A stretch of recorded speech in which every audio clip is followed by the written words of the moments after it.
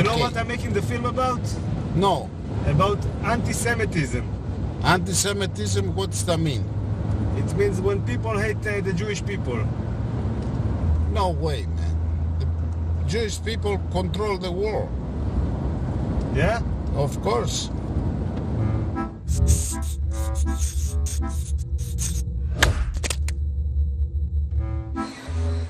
Being an Israeli Jew, I have never experienced anti-Semitism myself, but it's a phrase that always seems to be in the air.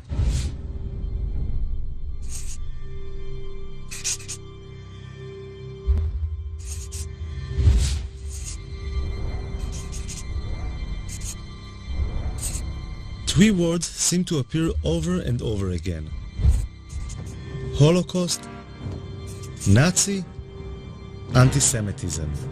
Living in a country that was founded to give the Jewish people a safe place to live in, I found this really disturbing. So I decided I wanted to learn more about the subject. Ladies and gentlemen, This is Abe Foxman, the head and face of the Anti-Defamation League. I have been lucky to have survived by miracle the Shoah. Very nice speech, very good. The ADL is the biggest organization in the world fighting anti-Semitism, with a budget of over $70 million a year. Abe Foxman has become the symbol of the fight against anti-Semitism in the world today. I thought he might be able to open some doors for me. So I asked him to help me out with my film. Abe Foxman was very welcoming. I think he liked the idea of an Israeli filmmaker taking an interest in anti-Semitism, and he agreed to give me unprecedented access to his organization, which has its headquarters in Manhattan. He's doing a film, which I still don't understand what it is, but we said yes, yes, and yes. You're on the record, Good. okay? He's not going to hurt us. Great. On the other hand, he's a good journalist, okay? I'll take He care of wants to get, good stuff.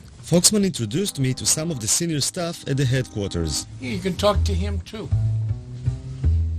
Would you say the ADL is like the biggest Jewish organization dealing with anti-Semitism? Oh, yes, yes. In the world. Yeah, there's no question about that.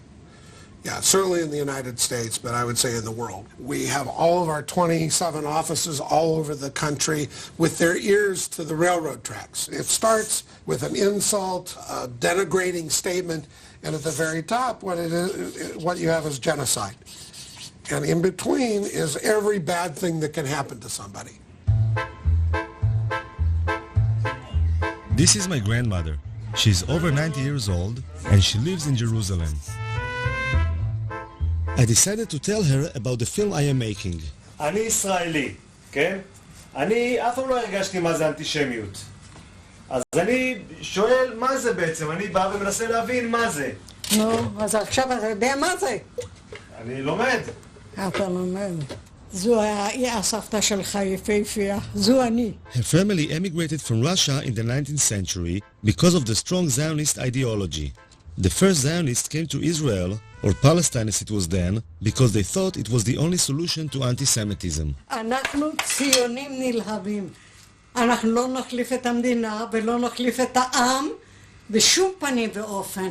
לכן כשמדברים על דברים כאלה, זה פוגע. זה מרגיז. איזה דברים? על יהודים, על אנטישמים, על הדברים כאלה.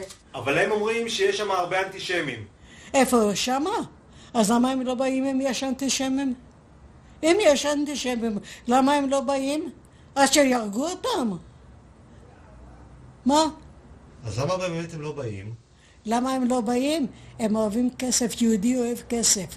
יהודי זה רמאי. יהודי זה רמאי. והוא עושה שם כסף, למה לא לבוא פה ולעבוד, אם הוא יכול לעשות שם כסף בלי לעבוד? למה לא? שם הם לא עובדים? הם לא עובדים, זה שאני אומרת. שם יש להם כסף בלי לעבוד, פה אם יעבדו, יצטרכו לעבוד. איך יש להם כסף בלי לעבוד? איך יש להם כסף בלי לעבוד?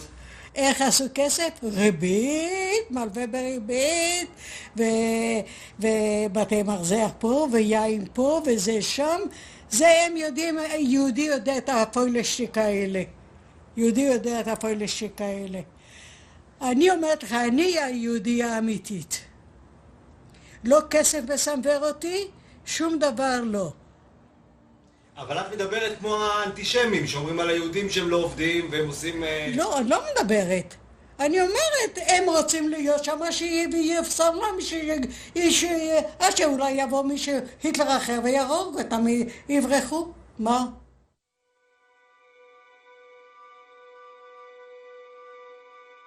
Tens of thousands of Israeli high school students fly to Poland each year to learn firsthand about the Holocaust, the worst genocide in human history, and the most terrible result of anti-Semitism. When I was in high school in the late 80s, there were less than 500 kids going on this trip in the whole country. Today, there are more than 30,000.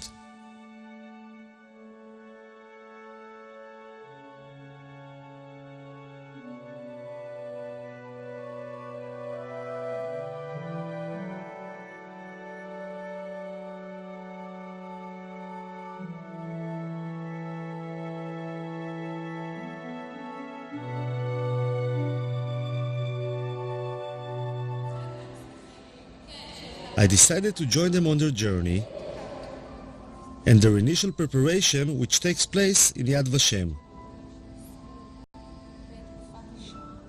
יש כאלה תאים של השריפה, זה למעלה זה שמכניסים את הגופה והלמטה זה החומרי בעירה. יצא להם גז במקלחת, יצא גז ציקלון B. פה אנחנו רואים כבר את הגופות. אותה שהם יצאו, הוציאו להם את השיני זהב מהשיניים. ורוב מי שעשה את זה היו יהודים ששמו אותם בתוך המשרפות, את הגופות. כל אחד יגיד מה החיבור האישי שלו למסע, למה הוא רוצה לנסוע לפולין. אני דור שלישי לניצולי שואה, ומהרגע הראשון שסבתא שלי סיפרה לי על סיפורים על השואה, ראיתי את המבט שלה, מבט שלא נסלח ולא נשכח. וראיתי מה היא מרגישה, אבל לא הרגשתי את זה גם.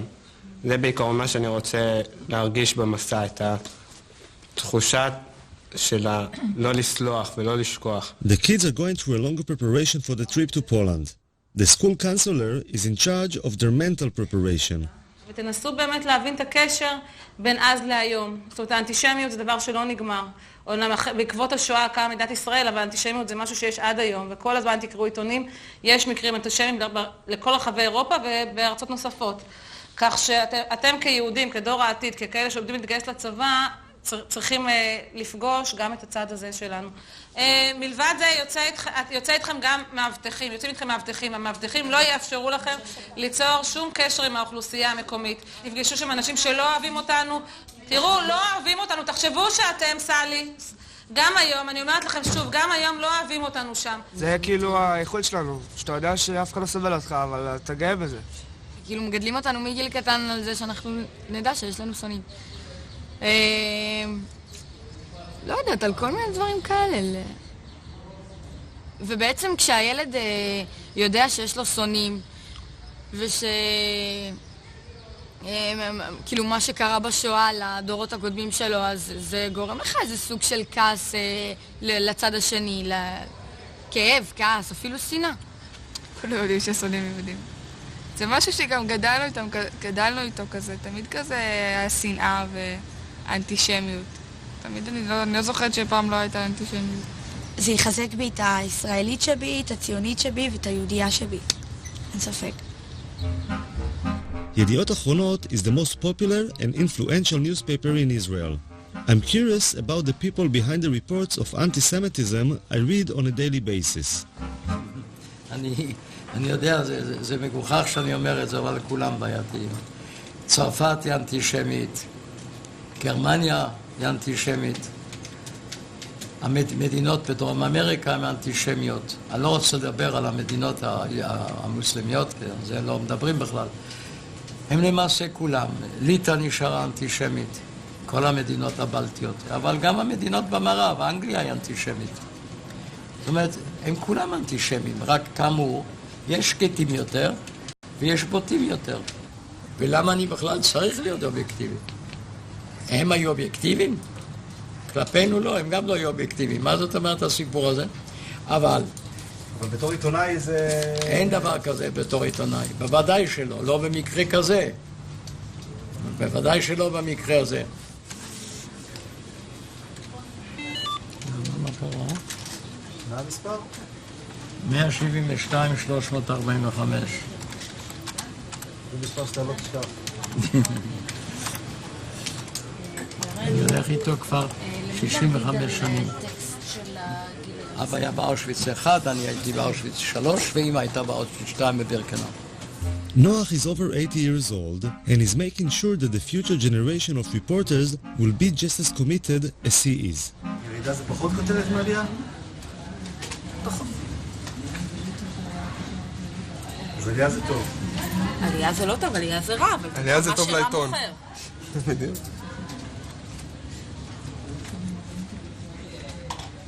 והנתון הזה, מי סיפק אותו? זה הגיע מסקר של הליגה נגד השמצה בארצות הברית.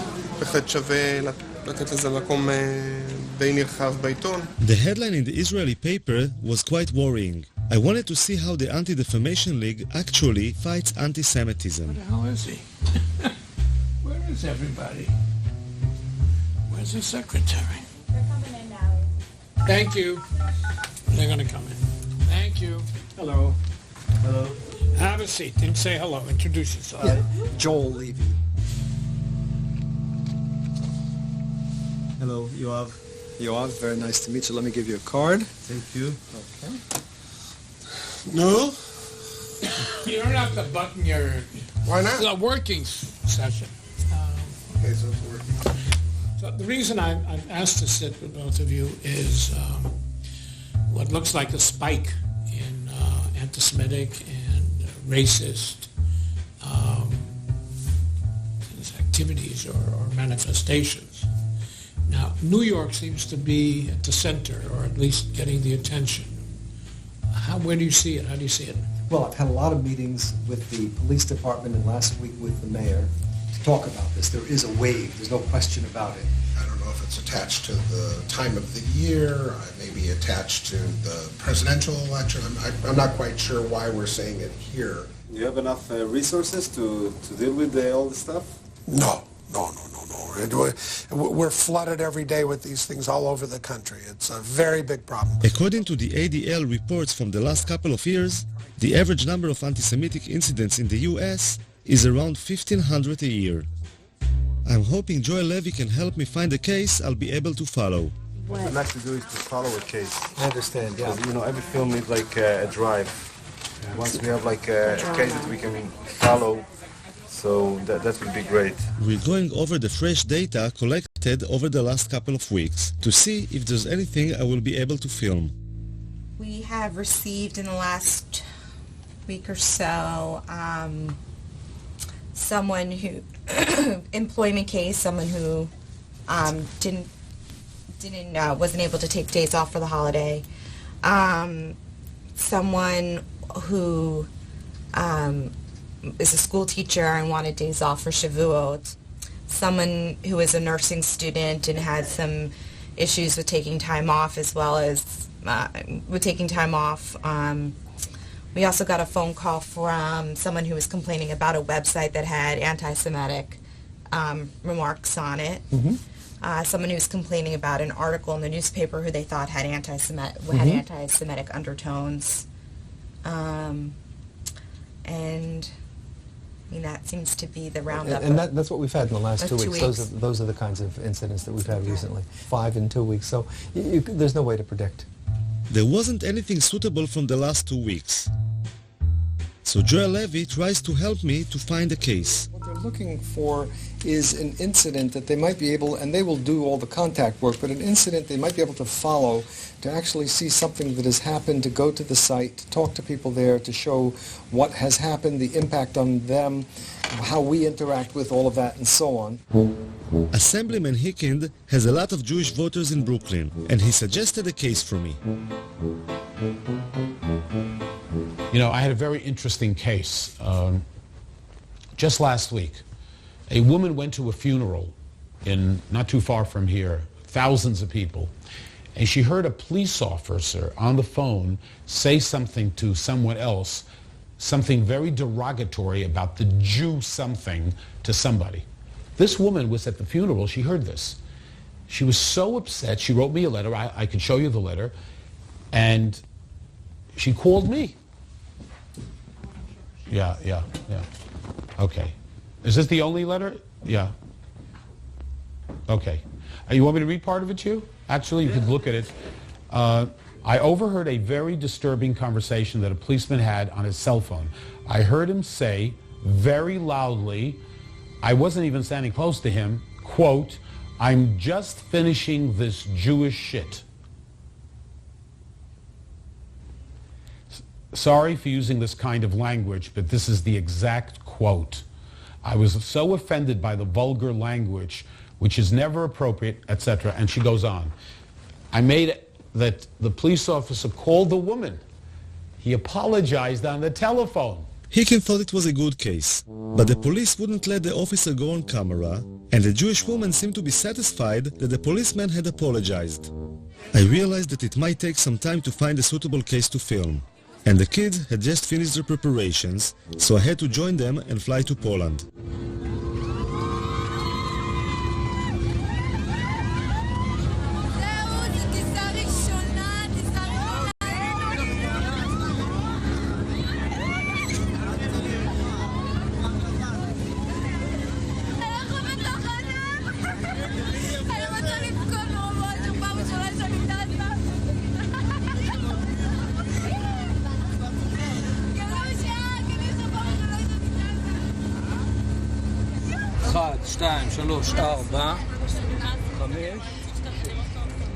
The man with the blanked out eyes is an Israeli Secret Service agent, whose identity we are not allowed to reveal. במידה ועכשיו קורה איזה מצב ששומעים איזשהו פיצוץ, לא משנה כרגע מה שאני מבקש זה דבר ראשון, כולם לשבת או לשכב אפילו במעברים כמה שיותר מהר, בסדר? Traveling around Poland today, it's hard to imagine what it must have looked like over 60 years ago. But the guides help the kids to visualize and feel how it was under the Nazi regime. יסמין, את תהיי מבחינתנו המודל של אמא של דנקה, את תיכנסי מתחת למדרגות שם ליד העצים ואנחנו נצלם אותך. הייתה ילדה בשם דנקה שהייתה גרה כאן, אוקיי? והגרמנים היו זורקים פה את היהודים מהחלון. היו זורקים אותם, ואתה יודע, היו מתחבאים. אז לפי מה שהבנתי, אמא שלה נתפסה, והיא ניצלה. מה היו עושים הגרמנים? היו זורקים אותם מהחלון פה, אתה רואה? תסתכל. היו זורקים אותם, ואת החפצים שלהם, והיו מחפשים אותם, כי היהודים היו מתחבאים מתחת לרצפות ובארונות. אני כאילו דנקה עכשיו.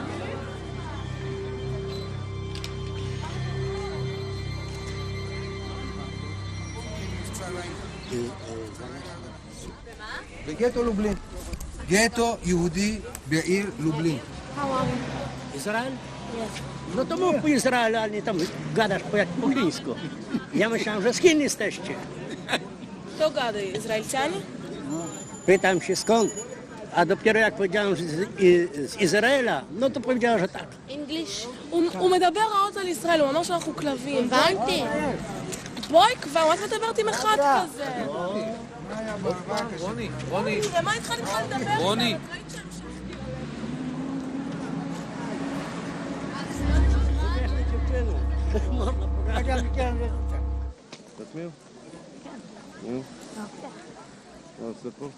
שומר עלינו מהאנטישמיות, כאילו שומר, שלא יבואו מתנגשים או כאילו יעשו לנו משהו בלי ש... את חושבת שזה יכול לקרות? כן, זה יכול.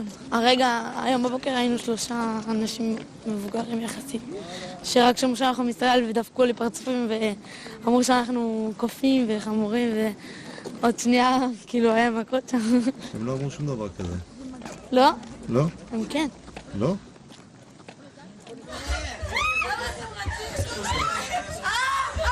Go to your rooms right now. Right now, go to your rooms. Right now. Go to your room. What happened here? What are you doing? Excuse me. We have no club. We have some other guests here. I know that the kids, but you have to understand us. We have some other guests here. They are coming down and then they are staying there. We won't pay for it. Although the days in the Poland trip are long and exhausting, the kids still have a lot of energy when they get back to the hotel. Quiet, okay? Cicho. But close the window and stay in your room, okay? מה? למה אתם לא יוצאים? Yes. לא קשור לאיפות, מה, הייתי יוצאת.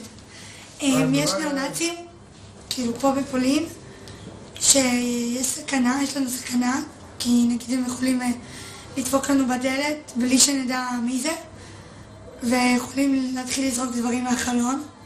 זה מה שנגיד הסבירו לנו בארוחת ערב, הביאו לנו תדרוך, שתכלס אנחנו לא במדינה אוהבת, אנחנו במדינה יחסית עוינת.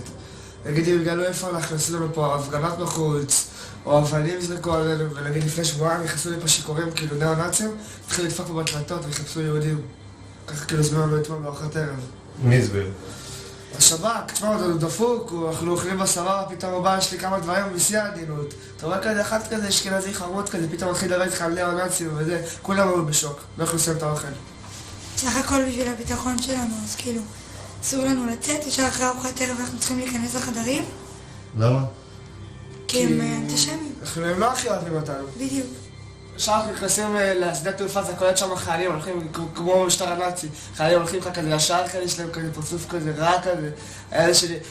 האלה שדפו לנו את הדרכונים שלנו, נראה כמו קציני אס-אס.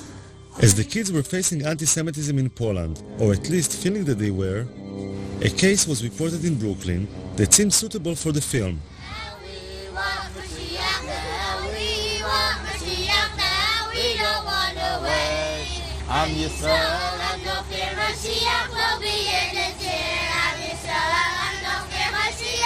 According to the report, a Lubavitcher yeshiva school bus, full of young children, had been pelted with stones as it was making its rounds dropping off children.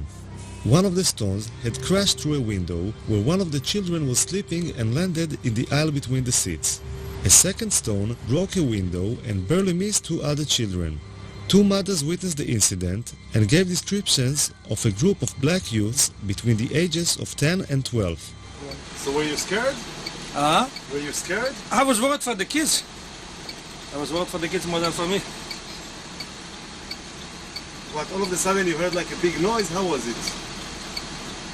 Big noise in 2 windows. Look. So where's the back? In the middle, on the side. And the kids started to shout or what? No, they were quiet. They were sleeping. The 3-year-old, they're sleeping on the bus. Was going back from school. Crazy, huh?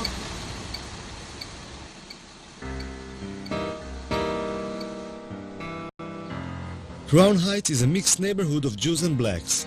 In 1991, there was a lot of tension between the 2 communities, leading to the Crown Heights riots, which went on for 3 days and resulted in many casualties. This is Binyamin Lifshitz, the local reporter in Crown Heights. Maybe put your arms like, Folded? Yeah? I'm not a poster boy. He was the first to report the incident. Not a big, strong guy. See, where the rocks went into the bus over there. Wait, can you go back to that? And, I mean, most of the crime incidents in Crown Heights are targeted at Jews? It's always been known throughout the course of history, Jews are soft targets. We've been the victims of so many major incidents, genocides and catastrophes and Holocausts and everything. It's just the way we are. We've always been victimized. When a black guy sees 2 people walking down the street, a black person and a Jewish person, his choice to attack someone will not be a black person. Because a black person, you never know. What is that guy? Does he carry a knife? Does he carry a gun? A Jew is a soft target. It's always been known like that, which is why we always encourage to walk in pairs, which is why we don't walk so much outside, like at night, so to speak, alone.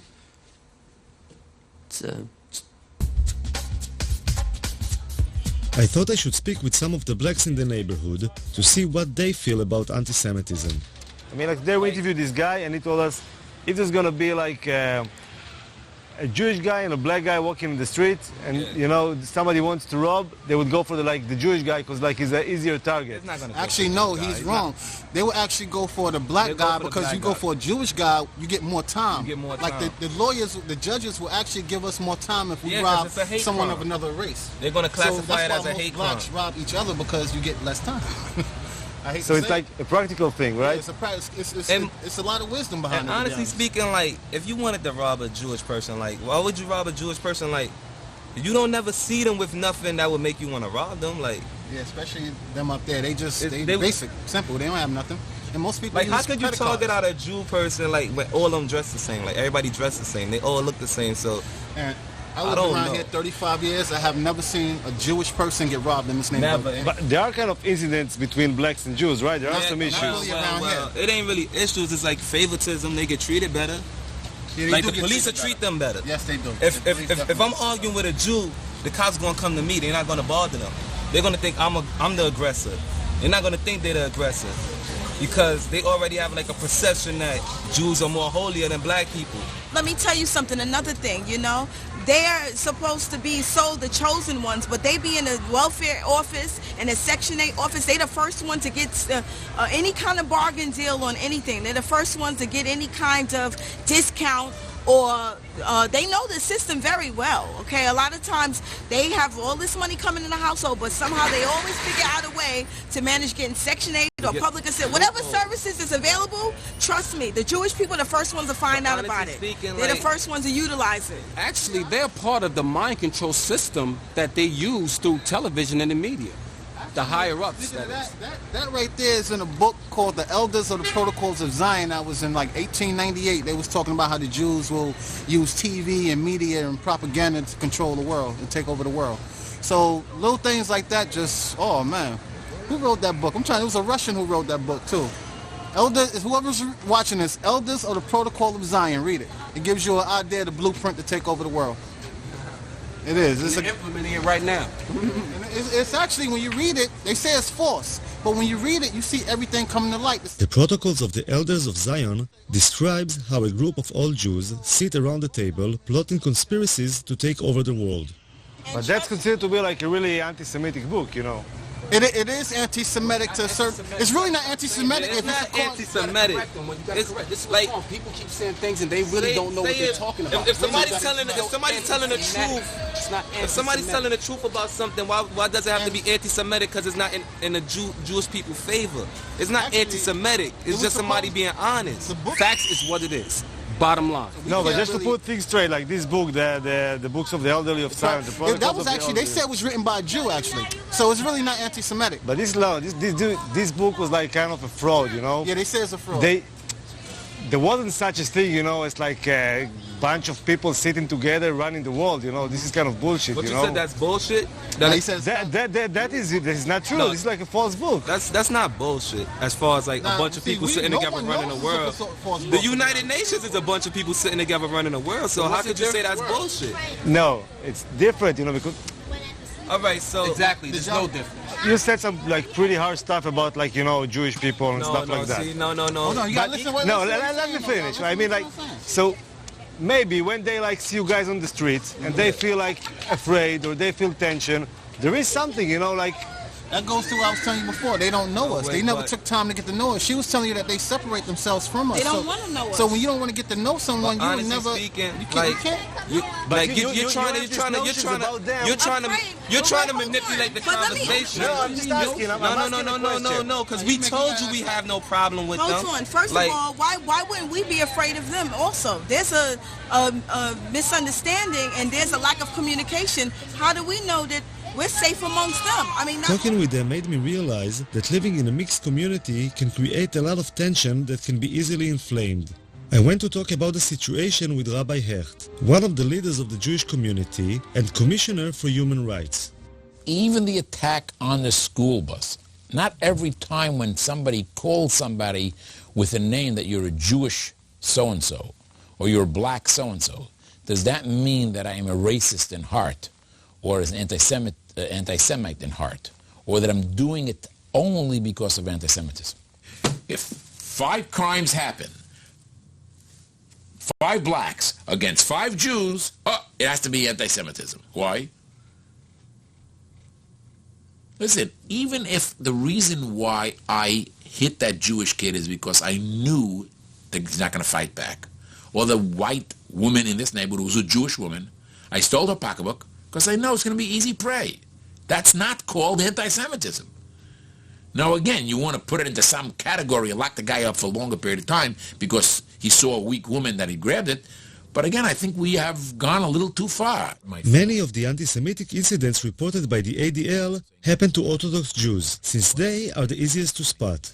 So I was pretty surprised by Rabbi Hecht's response. Let me tell you guys, I am suspicious when a guy makes a living from a particular situation. So if there's a particular film crew that make a living from blood, that's right, I'm suspicious every time they show blood. If a guy is created only because of anti-Semitism, I'm nervous about his reports. Are they accurate? He has to create a problem because he needs a job. So you're saying, like, I mean, the ADL is not like a credible organization, or? I really can't pass judgment on other organizations, so we'll leave it that way. I'll be politically correct. But listen, clearly the ADL has been responsible in certain areas to flare up things as much as they've helped. Of course, having said that, now I'm on the ADL's blacklist now, so Mr. Foxman is not going to come to my home for dinner. But what should I tell you? An important part of the ADL's work are the international missions, and Foxman decided to allow me to join him. Every year, a few ADL board members and contributors get to join Foxman as he travels to various countries, meeting heads of state, politicians, and other influential people who can help in the fight against anti-Semitism.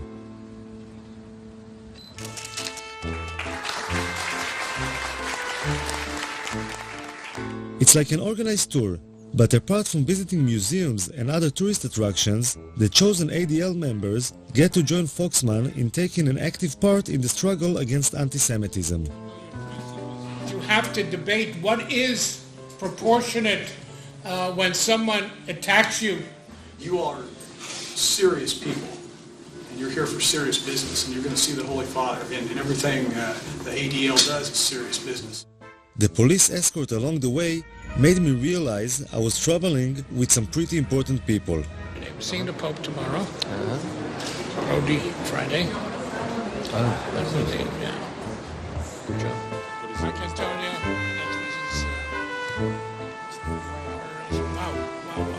beautiful. How gorgeous. I'm curious about how Mr. Foxman gets to meet all these important people. Why would all these ambassadors, politicians, and heads of state take the time to meet him? It's their perception of the power of the Jewish community, which is one of those sides of the anti-Semitism, which is it's a very thin line, you know. They believe we are more powerful than we are. I've always said Jews are not as powerful as the Jews think we are, nor as powerful as our enemies think we are. We're somewhere in between. But they do believe, to some extent, that we can make a difference in Washington, and we're not going to convince them otherwise. So how do you fight this sinister, conspiratorial view of Jews without using it? Look, when the United Nations comes to its General Assembly, we meet with 40 heads of state, foreign ministers. Why? I think I got it. It's like a poker game in which Foxman bluffs the other side into thinking that Jews have more influence and power in Washington than they really have. The downside is that the idea of Jews being so powerful can result in envy, even hate. Foxman has a very close relationship with the Israeli government. All right. Oh, yeah. A couple of times. Israel relies on Foxman when it comes to issues of anti-Semitism. And being the Jewish state, anti-Semitism is always on the agenda.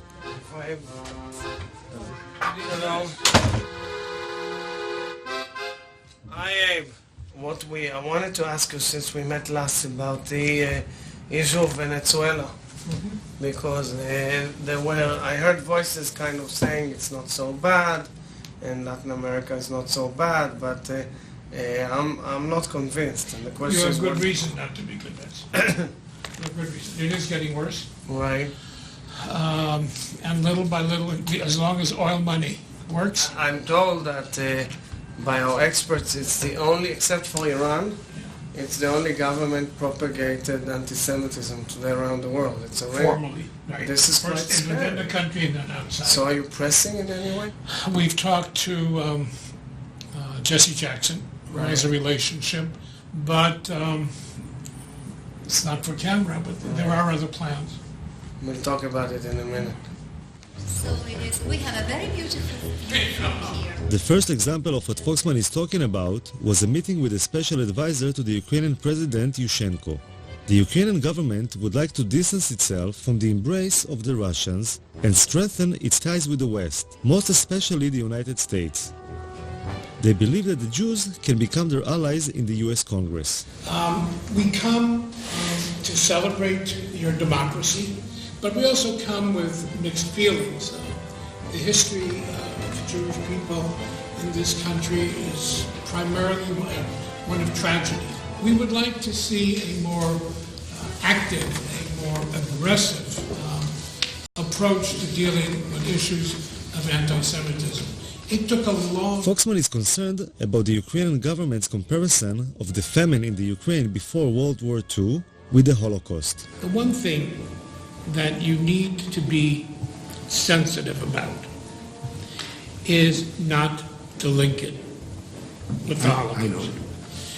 Be careful that it not be played as your genocide, our genocide, because that will be counterproductive on all sides. We, of course, respect Holocaust, and I understood your message, and we try to be very, very diplomatic. Here it is. I was impressed by the way Foxman handled the meeting, but it also raised some questions for me.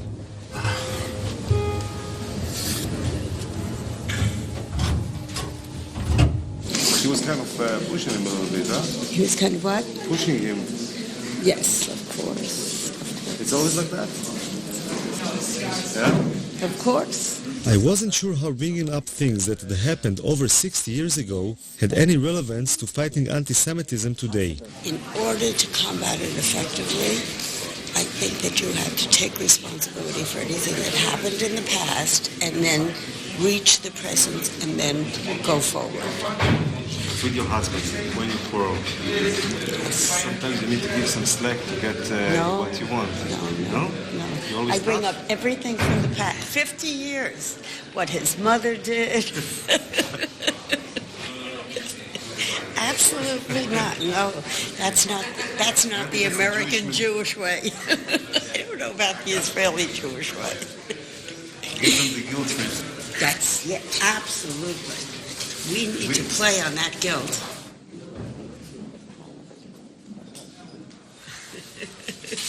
I asked when you're having a quarrel, whether she give you some slack sometimes to make up, and she said no. I'm always wrong, and she's always right. But wait a minute, do I ever forget anything in the past? Never. Suzanne will tell me 20 years ago what I did wrong. If we have an argument now, but 20 years you did this. I said, but Suzanne, it was 20 years. Wait a minute, but do you know why? Because he has not stood up and taken responsibility for that behavior. The guilt trip she's giving you, does it help? No. So maybe the guilt trip we're giving them is not the right solution. Maybe we should like give them some slack and say, okay, let's be friends. Not forget the past, but kind of be a little bit more, liberal. Moderate. Yeah. You know something, we happen to, I happen to agree. The guilt of the father should not be visited on the sons. And it's true, of course it's true. I agree with you. It's true, you have to. You cannot let it go down, but you can't keep playing on it as heavily as some people do. It's got to be moderate. But the ADL is like one of the people who plays quite heavily. No, we're moderate. No, ADL plays heavily. There is not a speech. I'm feeling. There is not a speech. You're going to show me. No, be careful. I'm not talking to him. I'm not talking to him. What is he? What are you, Assad or something? Shut up. We'll all just say what Shut up.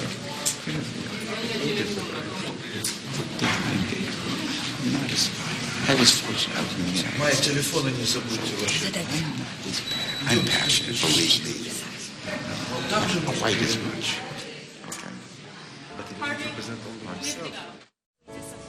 I could understand Abe's sensitivity to the Holocaust being a survivor, and was moved by the support he received from the ADL mission members. But the film I wanted to make is about anti-Semitism today, and I decided to explore on my own an incident I had read about in the papers. In Moscow, a man with a knife had entered the synagogue and had started stabbing people. The incident was recorded on the security cameras.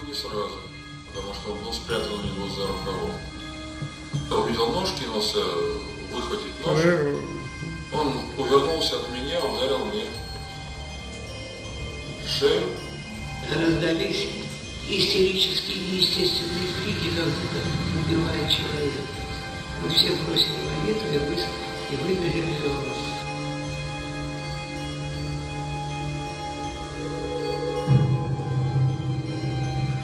The stabbing was a shocking reminder of what anti-Semitism can be. I thought I should speak with the members of the synagogue to see how they felt about their own safety. В Израиле мы все время слышим, что есть очень сильный антисемитизм. Где? Здесь? Неправда. Что неправда? Этого Что нету. Ну нету. Ну нету, понимаете? Нет его. Потом, понимаете, почему, говорят, многие евреи сами виноваты. Вот представляете, вот он работает на заводе. И он плохо работает. И его не двигают по службе, не продвигают, карьеры нет. Он говорит, это потому что я еврей. Я говорю, ну я же тоже еврей, а я главный технолог завода. Как же тебя-то нафиг, тебя антисемитизм, а ко мне нет? А почему в Израиле говорят, что здесь очень сильно антисемитизм? Ну что-то надо говорить. Ну что-то надо говорить, как-то себя надо оправдывать. И все свои неудачи в жизни человек это объясняет. Вот я был еврей, вот меня притесняли, вот мне не давали дорогу. Ну хорошо, ты приехал в Израиль. Там тебя никто не притесняет. Что ж ты и здесь не продвинулся? I didn't understand.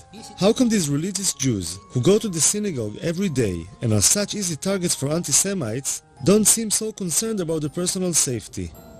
I decided to ask the local rabbi in Kiev about it. The truth is that for some reason secular Jews are more worried about anti-Semitism than religious Jews, if you noticed. It's not that way. It's just that on their agenda of being Jewish, anti-Semitism is not part of being Jewish for an Orthodox Jew. Part of being Jewish is not fighting anti-Semitism. Part of being Jewish is practicing Judaism. There's no mitzvah in the Torah when you practice Judaism to fight anti-Semitism.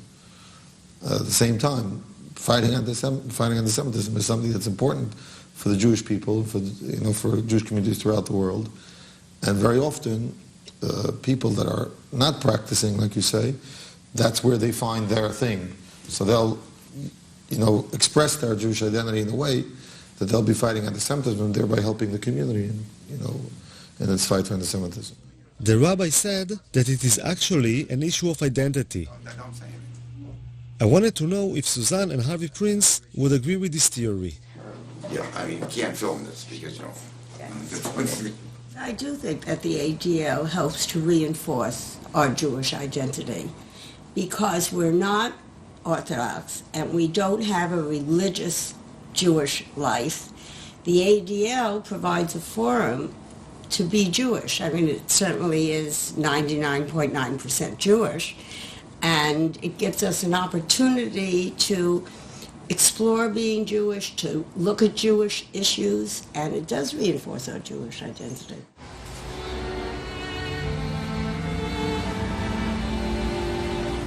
Babi Yar, in the suburbs of Kiev, is a mass grave in which 33,771 Jews were shot after digging their own grave over the course of just 2 days in September 1941.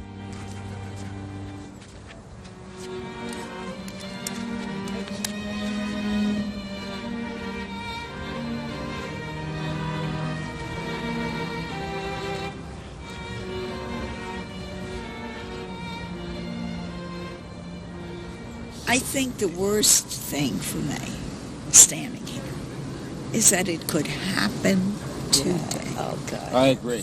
Yeah. I can see people being marched out of Kiev and shot Marilyn, I by need some people who would decide that's the thing to do. That's right. Maybe they do it to gays. Maybe they do it to... That's why we have to support Israel. whatever. Israel's our insurance policy. If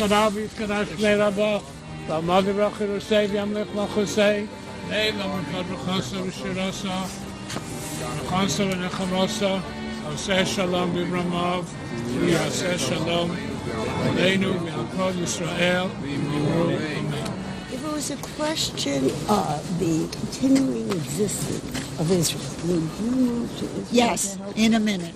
Good for you, I tend to say. In a minute. Because as far as I'm concerned, without Israel, there isn't a safe Jew in the world. That's the way I feel. I agree. So you have two people who immediately move to Israel if you have a problem. Right. If Israel needs, you have two people I right there. joined the army. They wouldn't take an old lady, but I would be there. I'd roll bandages. He's asking, I don't know. he's asking a question, the journalist. Does that mean that you're more loyal to Israel then? No, of course not. That's right. So Of course not. how do you like coexist these two notions? How do I like what? How these two notions coexist? The fact that Easy. You love your children, you love your husband. You love your friends equally. You love your children more than you love your husband? Of course not. Sometimes. But you might die for your children before you would die for your husband. It's like the question then. You if might. you were in a so life Israel is the road, husband or the kids? I'm sorry? Israel is the husband or the kids? The kids. The kids. The kids. Yeah, the kids. The Israel's love not a for child Israel is anymore. love for a child. There's a love for a child that different than a love for a husband. There's nothing like really a love for a child. it's a much more protective. Right. No, it's a much more...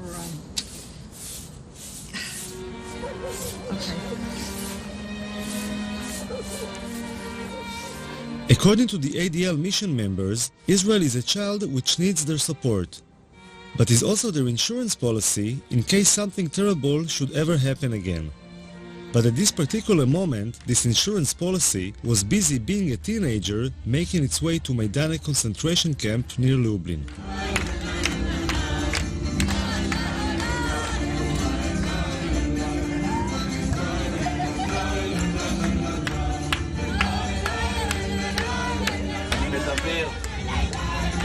אליי. אני רוצה לראות את הרצינות דרך העיניים שלכם.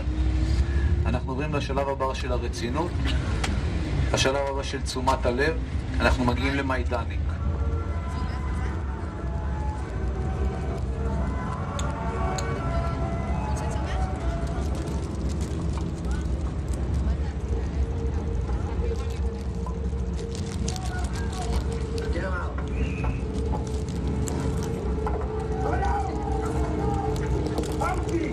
המסע האמיתי מתחיל עכשיו, מה? עכשיו הולכים לראות את כל הדברים המוחשים. עד עכשיו רק ראינו כאילו, אתה יודע, בית כנסת ודברים כאלה. עכשיו הולכים לראות ממש איך השמידו אותם, את המשרפות, הכל. יהיה קשה. והייתה שם מפקדת של הפלד, שקראו לה בריג'יטה צמאת אדם. בריג'יטה צמאת אדם הייתה הולכת, רוכבת על גבי סוס, באזור המקסים הזה של לובלין, עם שוט ברזל שמחובר אליו כל מיני ברזלים אז כאילו, כמו שאתם רואים לפעמים בסרטים של המלחמות. ופשוט עוברת על גבי אסירים ומכה אותם. סתם ככה? סתם ככה. אוקיי? בריז'יט עצמיית אדם שהייתה מפקדת זה.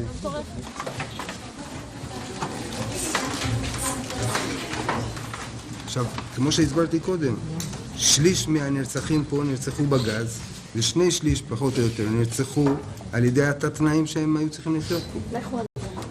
כן, לך. אז יכנסים לזכור את הדרך?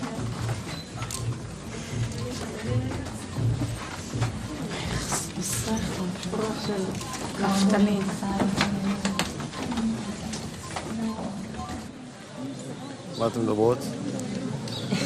מאוכזבות. לעצמנו. למה? קצת קשה להקל. כאילו, אנחנו מסתכלים על זה, אני אישית מסתכלת על זה ואני לא... קשה לי להבין איפה אנחנו נמצאים. עדיין. זאת אומרת, רואים אבל לא מפנימים. מאכזב, אתה חושב כאילו, מה, אתה פה עושה את הטעות, אתה אין לך רגשות או משהו. אתה מרגיש כאילו אתה מזלזל בדבר, זה ממש לא ככה. This was my first time in Majdanek as well, and I could relate to the way the kids felt. The horrors were almost impossible to digest. But the kids just couldn't accept the fact that they wouldn't become emotional after all the preparation they'd been through. אני חושבת שאם מוצאים מדריך למסע כזה, אז הוא אמור לדעת, לרגש ולדעת מה היה כאן. אני חושבת לא יודעת, אני לא מספיק בזה. אני לא מספיק ממצא את עצמי במסע. את לא צריכה, אבל את לא. אני רק ההתחלה, אוקיי. קחי את הזמן שלך. את לא צריכה להרגיש רע עם עצמך שאת לא מצטמרת כל הזמן. אני מרגישה רע עם עצמי שאני מרגיש שאני לא ממצא את עצמי. לא, אבל אז אני אומר עוד פעם. את חובה עכשיו הרבה דברים. תני לעצמך את הזמן, זה מה שאני מבקש. לא יותר מזה.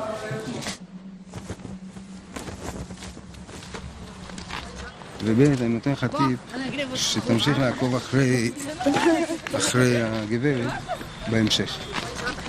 אוקיי? בסדר? תמשיך איתה. יאללה, גייז, עירוני א', אנחנו ממשיכים פה. ופה, ללא טקס קבורה וללא כבוד אחרון,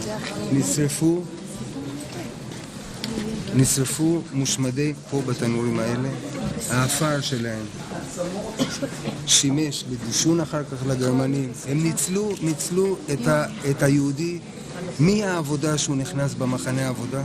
It occurred to me that after seeing the almost incomprehensible horrors my people have suffered, other people's suffering might seem less significant somehow.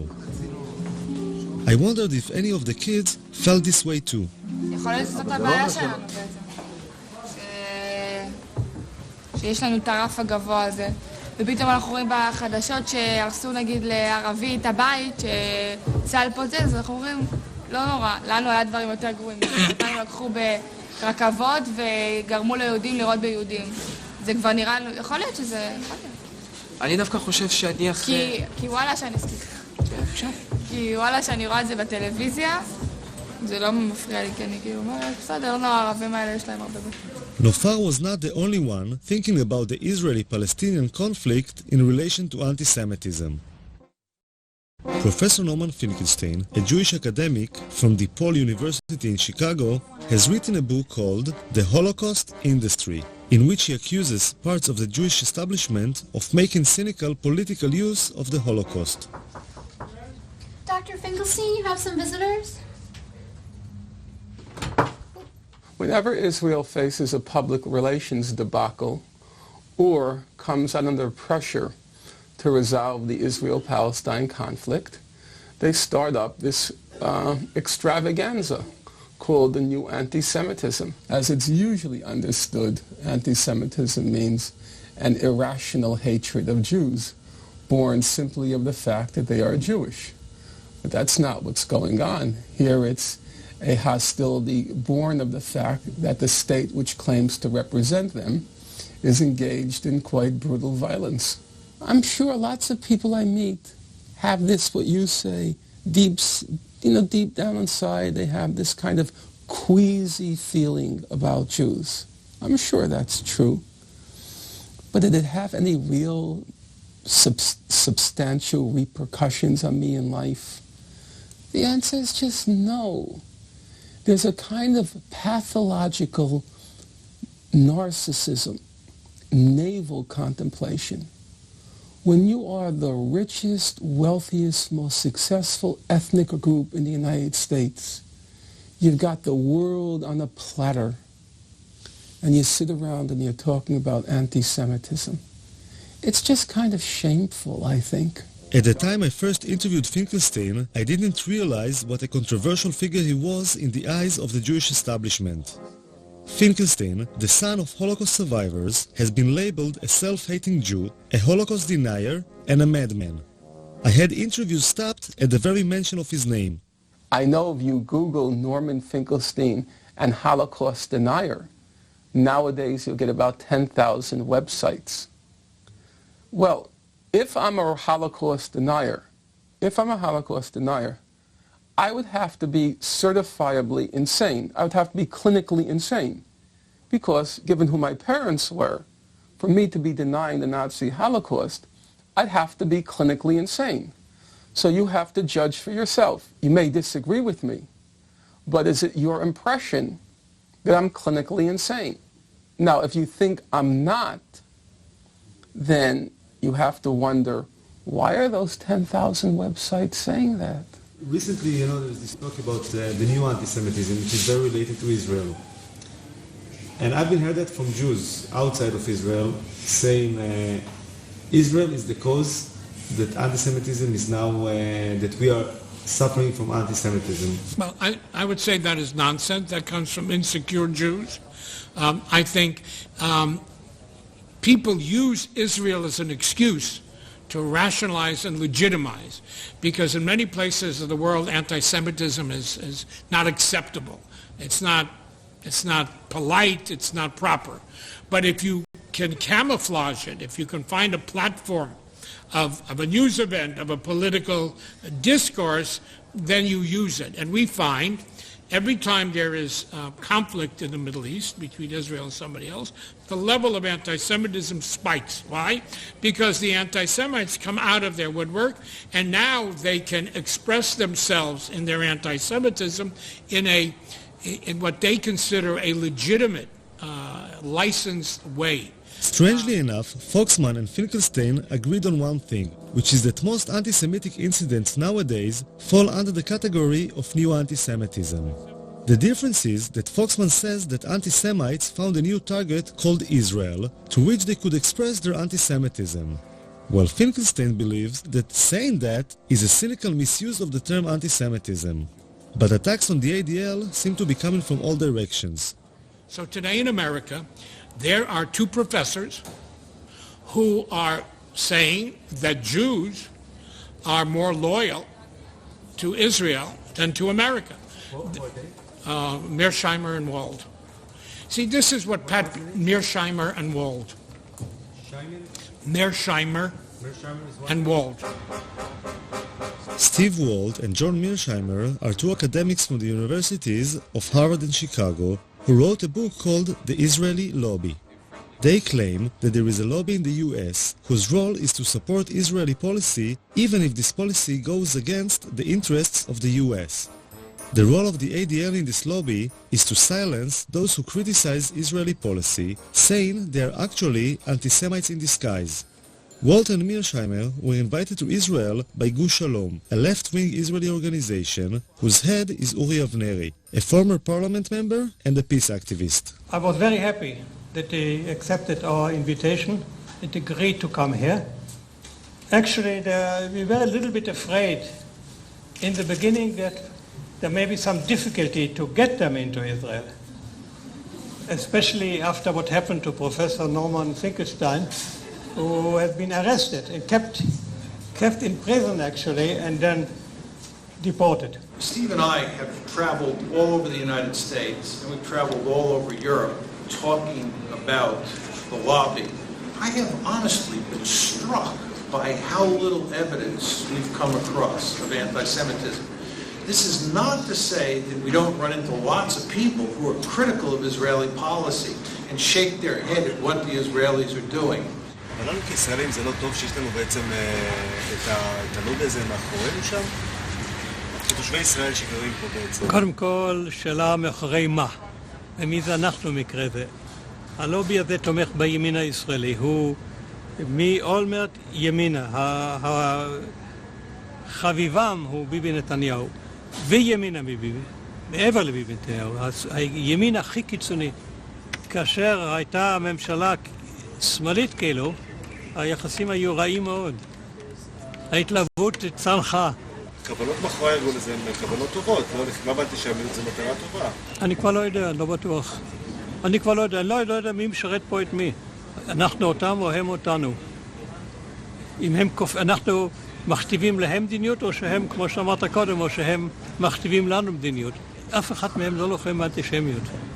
הם לוחמים נגד ביקורת על ישראל. זה שני דברים לחלוטין שונים.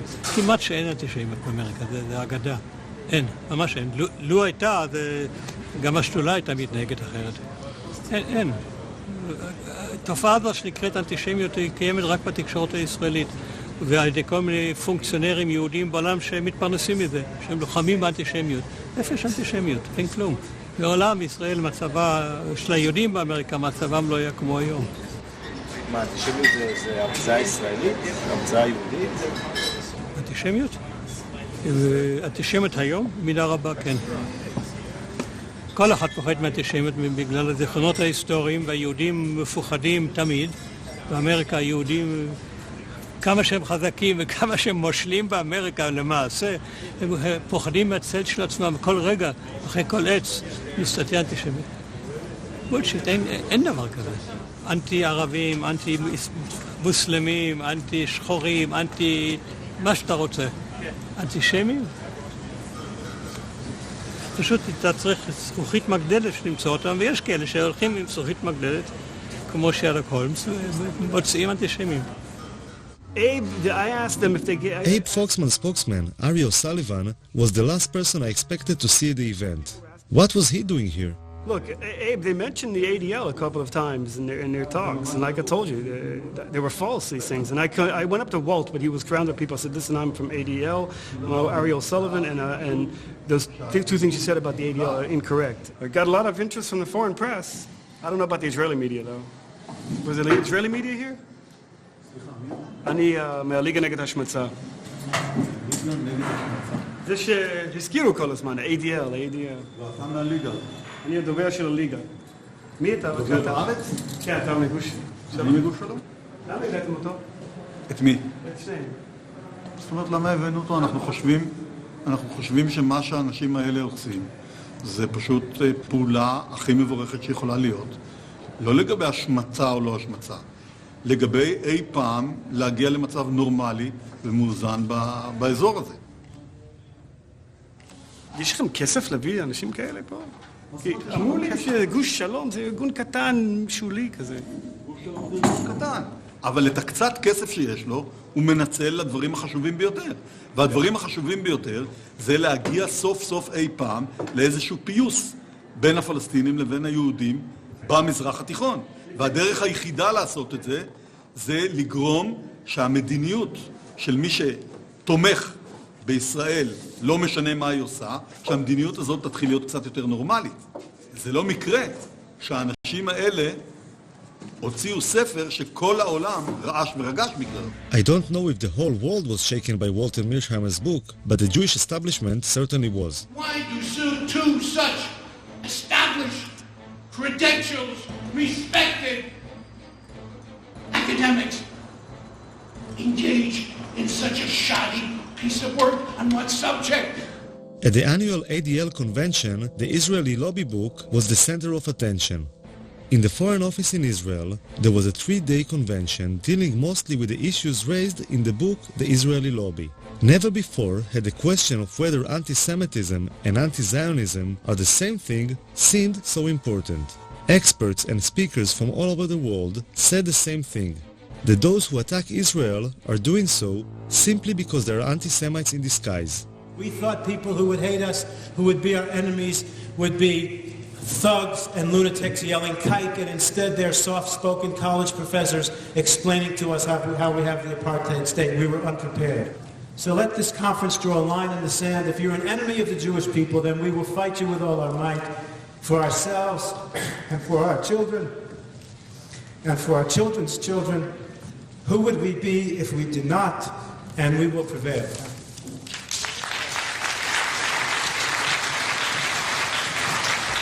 After 3 days, something happened which was more or less the equivalent of a bomb being thrown into the room. If you came down from space, you would think, having looked at this conference, that there was absolutely no problem in the West Bank or in Gaza.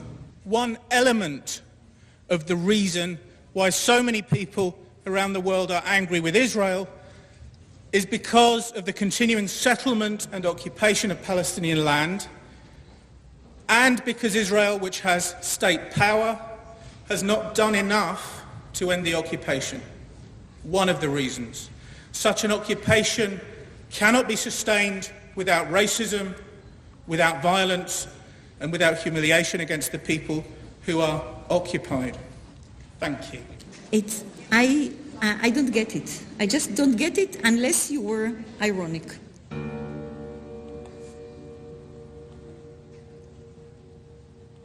Listen, David. Yes. We appreciate your work. We invited you to speak. Yes. But what you did today was a kind of a preaching about looking for human rights that we don't have. This is more or less what you said. There are problems with human rights in the we territory. don't say It's that. insinuative. What do you say? No, Not I only choose that. to say something which has not yet been said by everybody. Just it's for very the simple. provocation? No, not for the provocation, because Palestine was not mentioned It was in this mentioned conference. all over. Once, maybe by Gil. It was mentioned It was mentioned yesterday as over. Palestine is the anti-nation. Palestine is the one unique nation which doesn't have the right to exist. It was mentioned... No, no one said that. Oh. Come on, no one said that. Don't go too Gerstenfeld far. said it. Palestine one is the said anti-nation. What do you think that means? And where do you think that terminology comes from, the anti-nation? What you were saying is that anti-Semitism and anti-Zionism are two different things. They are two different things. No, sometimes they are the same thing. And it's kind of ironic, really, that I was seen by some people as a sort of wild-eyed radical, because where I come from, I'm denounced as a right-wing, neocon, Israeli-supporting, anti-Palestinian racist. What does it say about this conference then? Well, it says about this conference that there were some hard right-wingers there. There you go. Nobody in this conference was balanced, not one. I don't think so.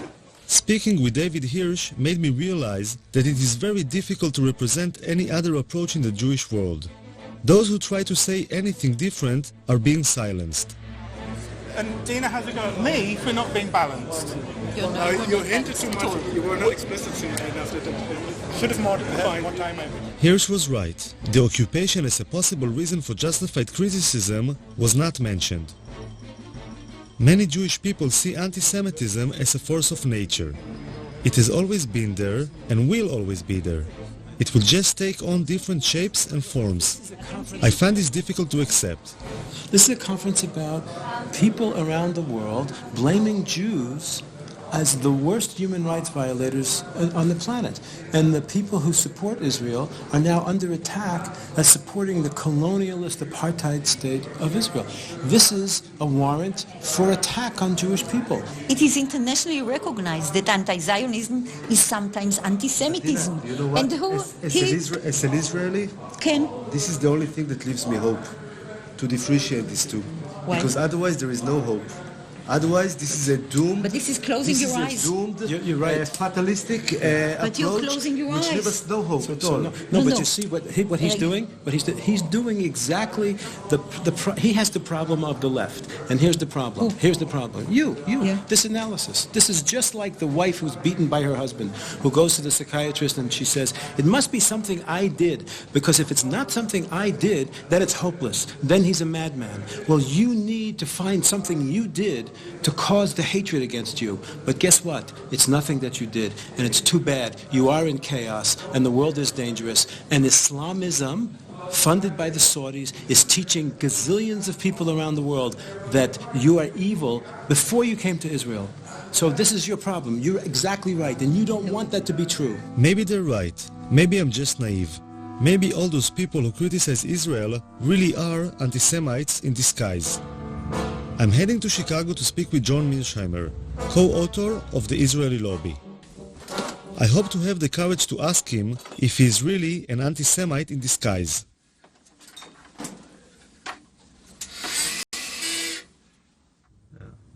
But did you took a few minutes to question yourself when you've been blamed as being anti-Semite? Like, did you try to think about it between yourself and yourself, I don't know if you have this expression, within yourself, did you take some moment to think maybe some of it was influenced by something which is, could be interpreted as anti-Semitism? No, because I'm not anti-Semitic, and I never had any doubt that I wasn't anti-Semitic, and I just didn't see any need to do this. My arguments are not in any way, shape, or form hostile to Jews or hostile to the state of Israel. And in fact, Steve Walt and I go to great lengths in the books to make in the book and in the article to make the case that we think the lobby's policies are not in Israel's interest or in America's interest. And we believe that the policies that we're pushing and the arguments that we're making are better for Israel and better for the United States. Now, one can disagree with that, but those arguments that we're making are not anti-Semitic, and we're not anti-Semites. Of course, it's almost impossible to prove that you're not an anti-Semite, which is one reason that this charge is so effective. I mean, how does one say, I'm not anti-Semitic, and convince people who say you are? My best friend is Right, that's what you end up saying, that my best friends are Jews. And some of my best friends are Jews, and of course this is not a very convincing argument. In fact, it's an argument that's almost guaranteed to lose. There's no question that anti-Semitism has been a poisonous and potent phenomenon over time. And there's no question that someone like Abe Foxman, who grew up as an infant and a young boy in Europe during the Holocaust, is going to be affected by that history of anti-Semitism. They say that eventually it's bad for Israel as well, not only for the United States, but this policy eventually will be bad for Israel as well. But that's not their goddamn business. Who the hell asked them to decide what's good for you? You know, who are they? Who are they who come to a judgment what will provide safety and security for you? Keeping in mind, that's not their business. Look, I have an obsession in this place with one thing, which we need to find a way. The latest battle Abe Foxman had taken upon himself against the anti-Semitic Polish dolls made me realize that his devotion to Israel is only part of the overall picture. Traditional Jew, I would say even stereotypic Jew, holding a bag of money and a zloty. It's a good luck charm to buy people if they go into a new house or business because the Jews are so good with money. It is disgusting. It is disgusting.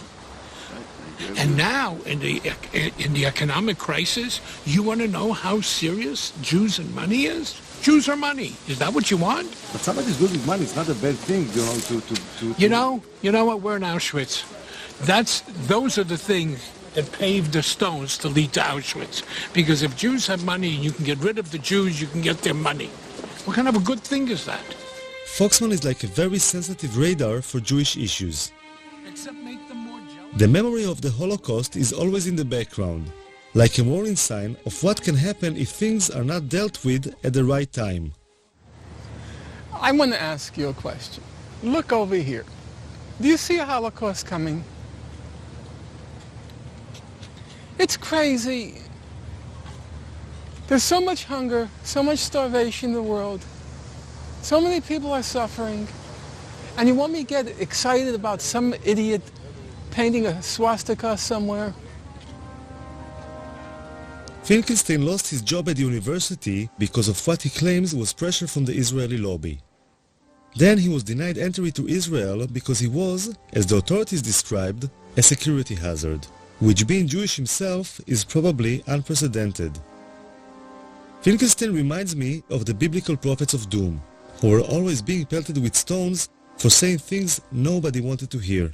One of the major kind of claims I hear from people like the ADL or other Jewish people is that how come always people picking up on Israel? How come there are so much injustice in other parts of the world and nobody speaks about what is the reason for that? I think people listen. I open the radio. I hear nonstop about Sudan. I hear nonstop about Tibet. I hear nonstop about Darfur. I hear a lot. The only place I hear excuses made for is Israel.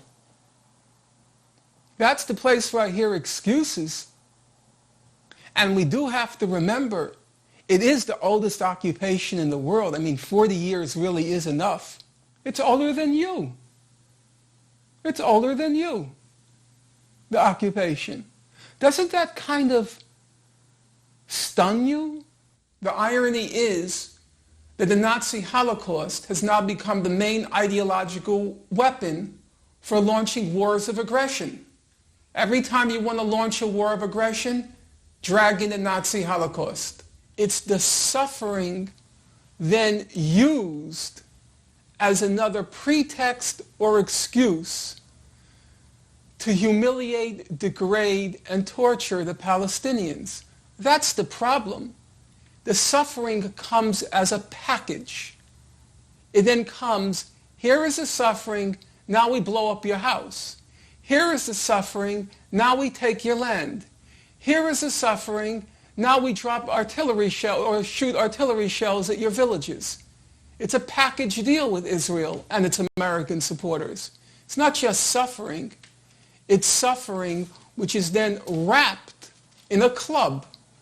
And the club is then used to break the skulls of the Palestinians. That's the problem. It's not being used to educate people. It's not being used to enlighten people. It's not being used to make people more moral. It can be. But it's not. It's not. That's the whole point. Of course it can be, but it isn't. It's the best thing that will ever happen to Israel if they get rid of these American Jews who are warmongers from Martha's Vineyard. And they're warmongers from the Hamptons. And they're warmongers from Beverly Hills.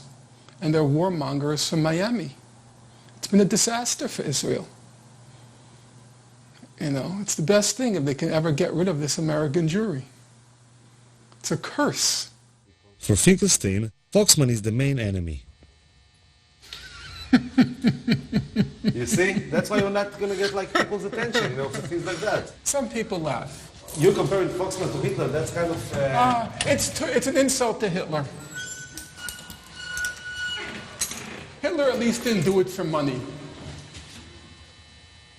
Finkelstein took his own trauma as the son of Holocaust survivors to the opposite extreme.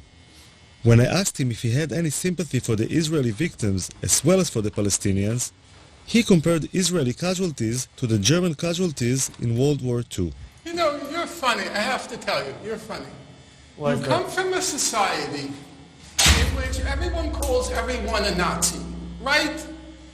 They called Rabin a Nazi, Ben-Gurion called Jabotinsky a Nazi, Jabotinsky called Ben-Gurion a Nazi, Begin called Ben-Gurion a Nazi. They all said, each of them said one is worse than Hitler.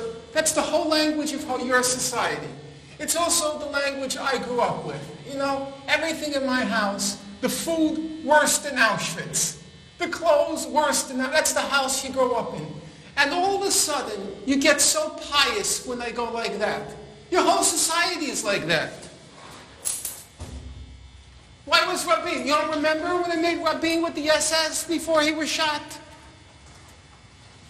And then you all of a sudden get so pious. I just think about like how people... Because of what? Because of Abe Foxman? We have to be pious with Abe Foxman? A hoodlum and a thug? I'm just trying to think how other people will perceive it, you know. For myself, you know, you can go and do it all day long, you know. I did it with you. You're an Israeli. Yeah, but it's on film, you know. It's on film, you know. Other people will see it afterwards. Then take it out. That's why you're an editor. No, that's obviously, you know, should stay in the film, you know. That's fine. You think I care? You think I care?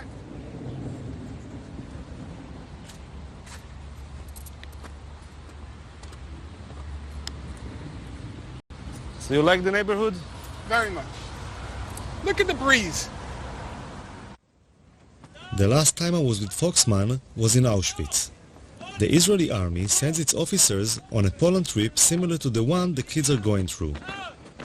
This year, for the first time ever, an ADL mission became an integral part of the Israeli Defense Force mission. Marching next to Foxman is the Deputy Chief of Staff, the second in command of the Israeli army. On Foxman's left is the Israeli ambassador to Poland.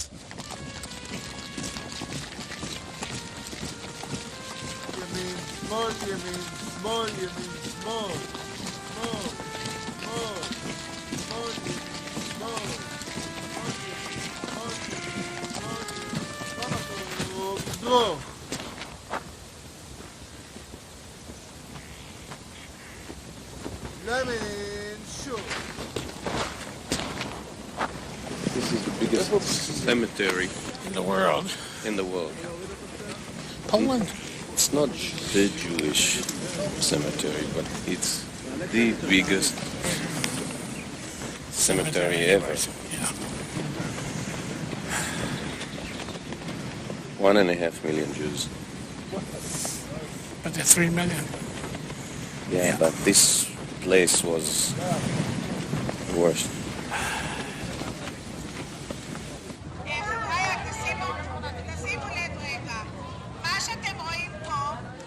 אנחנו חיים בתחושה שמוות מלווה אותנו כל הזמן. והאם התחושה הזאת היא טובה או לא, אני לא יודע. כלומר, כל הזמן עוטפת מעלינו, ופה אתה רואה את זה בעוד, שהפכו את זה לתעשייה. תעשיית המוות. הגרמנים התחילו עם זה, ואנחנו היום מנציחים את התעשייה הזאת. האם... אתמול אני חשבתי הרבה האם אנחנו, ואמרתי לך את זה בערב אתמול, בשיחה. האם מצעד החיים הזה זה דבר טוב או רע, כל המפעל הזה? אנחנו מנציחים את המוות, ואנחנו בכך לא הופכים לעם נורמלי. זה שאנחנו שמים דגש על המוות ועל מה שקרה, וצריך לזכור, ללא שום ספק. אבל אנחנו יותר מדי חיים בתוך זה, וזה גורם לנו לא להיות עם נורמלי, זה גורם לנו להיות עם... זה גורם לנו להיות... שבה נרצחו 20 וכמה חבר'ה, פולנים, כאן בחצר הזו. אז אל תשבו על האנדרטה בבקשה.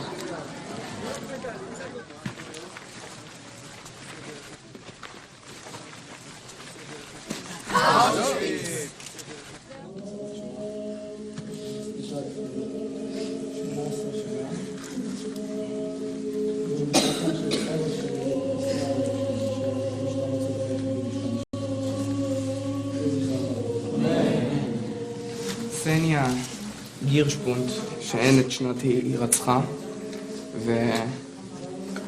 ורוב הסיכויים שנרצחה בבית החולים בקייב על ידי הנאצים. יהי זכרה ברוך.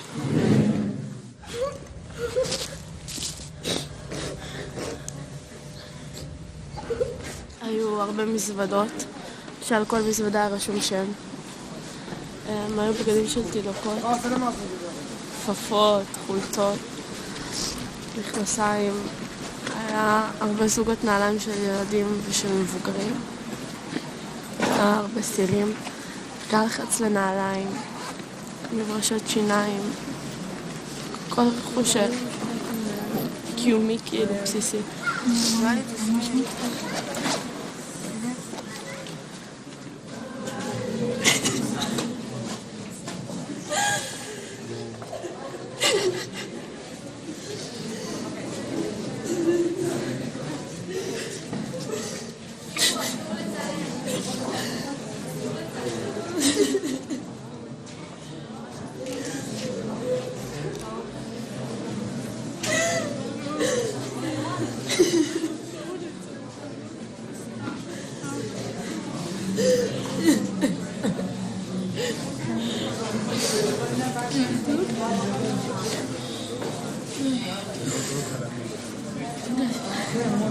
את אומרת די, אבל מה היה לנו כבר?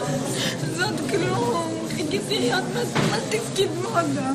עוד מעט חיכיתי עוד מעט תראי.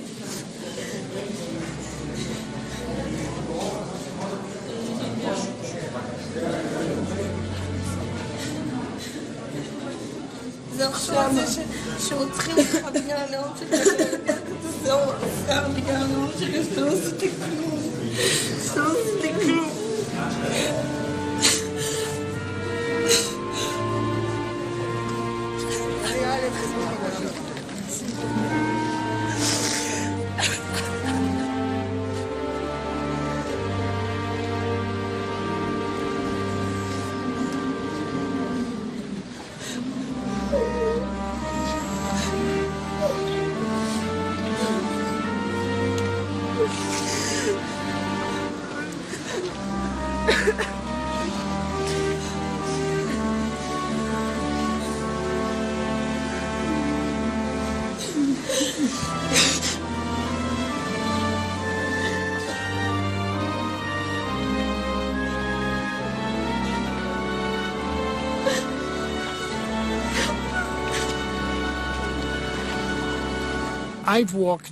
I've walked this road before, full of despair, full of anguish.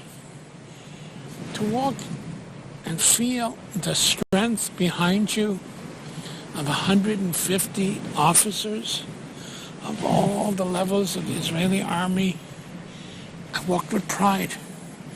I walked with hope. I hope with strength.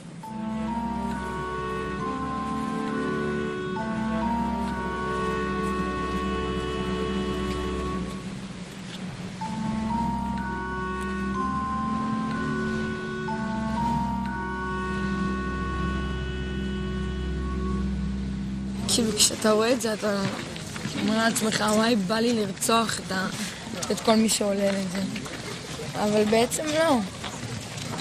כי אם אני אהיה יותר גזענית, אז יהיה מישהו יותר גזעני ממני, וזה לא ייגמר.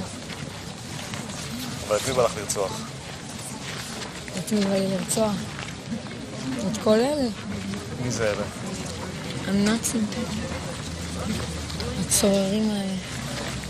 טוב, הם כבר, את יודעת, מתו. כן, אבל תאמין לי שיש להם דורות. אמנם לא כמוהם, אבל יש. My filming was coming to an end. As I looked at the sleeping kids, I thought that putting so much emphasis on the past, as horrific as it has been, is holding us back.